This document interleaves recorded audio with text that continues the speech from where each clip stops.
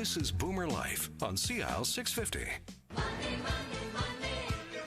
must be funny in the rich man's world.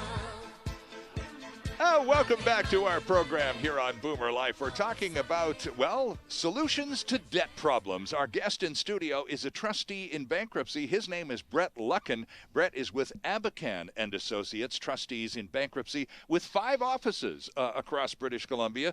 Hasn't always been the case. We had George here, your boss, a few weeks ago, and he said there was just 1, and now there are 5. Now there are 5. 3 here in the Lower Mainland in Victoria. Well, okay, across the pond in Victoria, and a couple here in Vancouver area in Surrey, and then downtown. And then you spend a lot of your time up country in Vernon. I spend a lot of time in the Okanagan as well. Okay, and then there's another one even further north in Prince George. In Prince George, correct. Okay, yeah. And all of this is simply because the business warrants the growth of Abakhan and Associates. It's kind of a good news, bad news thing, isn't it? Yes, we're a growing company. We're doing nicely. Thank you very much. And I think it's not what I prefer to see it as. We're not doing well because people are doing badly. We're doing well because we are helping people who in a particular place in their lives and bringing some kind of hope and resolution to the issues they're having. Right. Yeah. Let's talk about, because you've mentioned a few times already in this conversation, if only these people had come to me or my colleagues a year or 2 or possibly even sooner than that, we would have been able to sit down, take a look at the balance sheet, and set up some kind of program whereby they wouldn't be in the difficulty they're in now. And those warning signs to those people were ignored. Let's throw a couple more warning signs onto the table here, Brett, and see if people respond to that. One of which, the United States government has indicated it's likely it's going to start increasing interest rates in the first quarter of next year. That's only a few short months away. If their rates go up, ours will too. Yes. And also we're looking at the declining house properties, not here in Vancouver, but in Victoria, yes. In Kelowna, yes. In the entire maritime provinces, yes. There are only 3 robust, to use a real estate word, markets left in Canada: Toronto, Calgary, and Vancouver. Everywhere else, property values have either leveled off or started to decline, and all of the banks are predicting a correction. This is not, we're not fabricating or fear-mongering on this program, friends. Quite the opposite. We're simply trying to reflect the information that's out there back towards you in such a way as you may be able to benefit from the information and plan accordingly. Yes, I mean, one of the things maybe that people can look at is that for instance, interest rates at an all-time low right now. Mm-hmm. You renegotiate your mortgage in the last few months, and you potentially would have got somewhere between 2.3 and 3%. Right. And now that clocks over 2, 3, 4, 5 years, depending on your term. In 5 years, it's highly unlikely you're going to be able to come anywhere near that. That's right. So the question you have to ask yourself is if your mortgage payment suddenly 3 or 4 years from now hopped by $300 or $400 a month as a result of the mortgage rate increases that have happened in the interim, could you afford it? Do you have that kind of flexibility in your budget? And most of us would say, well, of course, that's, I've just renewed for 5 years, so from 5 years from now, I'm bound to be making more money. I'm good at my job, so relax, take a breath. Unfortunately, that as often doesn't happen. Unfortunately, you don't earn as much as you thought. And in fact, keep in mind, it's not only your mortgage that went up. It's also your repayments to your credit cards, because the interest rate would have moved there as well. Your retail cards would have moved there as well. Yeah, the general living expenses would have moved up as well. And of course, as you get older, your kids, the empty nester becomes the not so empty nester anymore. Mm-hmm. And so or at very least the bank of mom and dad. The bank of mom and dad. That's right. Yes. So the reality is that it is not a wise decision to simply make the assumption that there will be extra cash 3 years from now or 4 years from now. And so that's the kind of decisions that when you're making a decision today, you should not just be thinking about whether or not you'll be able to afford it today. You should be thinking further ahead. One of the major banks, and I think it was the Bank of Montreal, but one of the big 5, published yet another survey on cash flow in Canada quite recently. This is just in the last 2 or 3 weeks.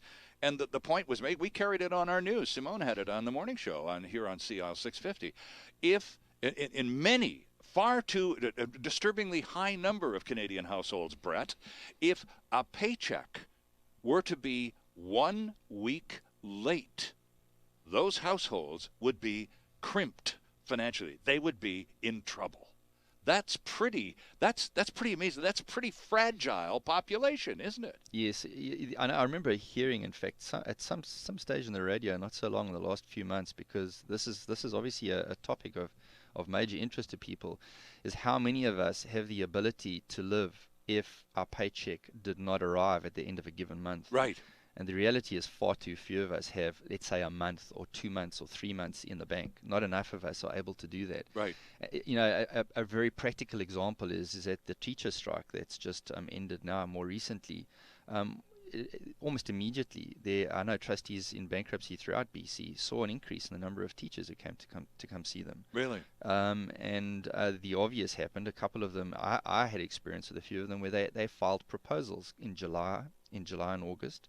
And of course, when they didn't go back to work in September, they then had to file a bankruptcy, which effectively avoids the proposal. Oh. But that's because they realized that by not being able, they were basically in a position where they're unable to make the payments that they promised in their consumer proposal. Right. So they were forced to go bankrupt. So there's a very practical implication of just a couple of months of no income almost immediately results in a group of people, presumably far more than just the ones we dealt with. They have found maybe other solutions to their debt, but a number of them were coming through our front door looking for advice. Interesting. And that also, by the way, is an instructive sentence, because I was going to ask you, because we do have these two options that a trustee can help you with, either the consumer proposal or a bankruptcy. Yes. And I never did ask you, what happens if you file a consumer proposal with all the best intentions in the world of repaying all of your creditors, albeit at a reduced rate, Yes. and then you find yourself in another financial pickle, and you are unable to honor those repayment obligations that you committed to in the proposal? Then what happens? Then you are in a position where bankruptcy is your only alternative, and there's, you know, that happens. It wouldn't be the first time. So is that imposed upon you if you're unable to honor the proposal? No. What will happen is your proposal itself will default because you can't make your payments. Right, right. You're not forced to go bankrupt. I mean, that is still a choice you make. But at a practical level, the moment that your proposal defaults, there is something known as a stay of proceedings, and that stay of proceedings, which exists in a proposal, is when your creditors are not allowed, your unsecured creditors are not allowed to take any kind of legal action, enforcement action like garnishing of wages or bank accounts. And that stay of proceedings is lifted when your proposal defaults. Oh. So the phone calls will start again. Oh, okay. The legal action will start again. And if you can't make a proposal work, then the only way you're going to stop those phone calls and that legal action now is, of course, then to go bankrupt. Oh, okay. Well, it's interesting, though, and instructive to know that there are consequences to filing a consumer proposal. It's not like, oh, it's a get-out-of-debt-free card kind of thing it's at all. It's a 5-year commitment. Exactly, yeah. You are committing to make your repayments, albeit for less than you would have normally. Yes. Do most people treat a consumer proposal seriously, or do some just sort of go, oh, well, this is an easy little out, didn't expect to be able to take this, see ya? By far, the people that I deal with take it very seriously. I mean, obviously, the fact that they've had to come through a front door of a trustee in bankruptcy indicates they already take their financial situation very seriously. Right.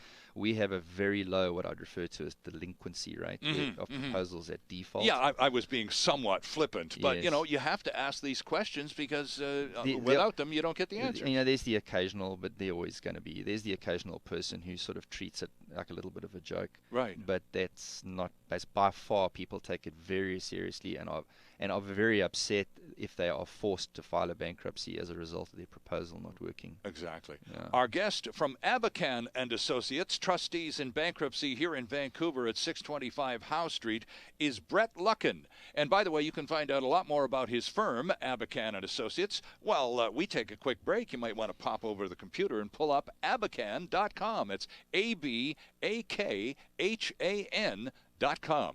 You'll be surprised at what you can learn in 2 minutes while we do this. Celebrating the baby boomer lifestyle. This is Boomer Life on CISL 650.